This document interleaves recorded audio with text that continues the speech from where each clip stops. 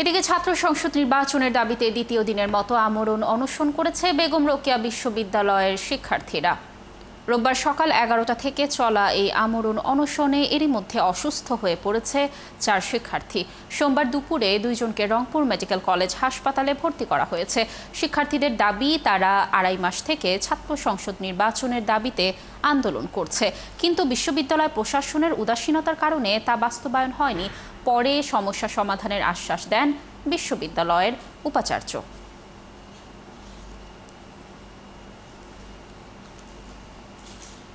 আমরা যে কোনো কঠোর থেকে কঠোরতর কর্মসূচির জন্য প্রস্তুত আছি এবং আমাদের বিশ্ববিদ্যালয়ের শিক্ষার্থীরাও আমাদের সাথে আমাদের এই আন্দোলনে যুক্ত হবে। শুধু বেগম রোকেয়া বিশ্ববিদ্যালয় না, সারা বাংলাদেশে যে পাবলিক বিশ্ববিদ্যালয়গুলো আছে সেগুলোতে ছাত্র সংসদ প্রতিষ্ঠার ব্যাপারে আমরা বলেছিলাম, কিন্তু এই 1 বছরের বেশি সময় হয়ে গেলেও তারা কিন্তু সেটি বাস্তবায়ন করতে সমর্থ হয়নি। মিটিংয়ের ডেটটা ঘোষণা করলে, মিটিংটা হয়ে গেলে আমাদের এই ল মিটিংয়ের যে কাজটা সেটা শেষ হয়ে যাবে। শেষ হলে তারা তাদের এই সংবিধিটা মহামান্য কাছে পাঠালে তারা এটা গেজেট হয়ে আসবে। এই কয়েকটা দিন সময় দেওয়াটা আমি মনে করি আমাদের শিক্ষার্থীদের সকলের নিকট একটা আবেদন।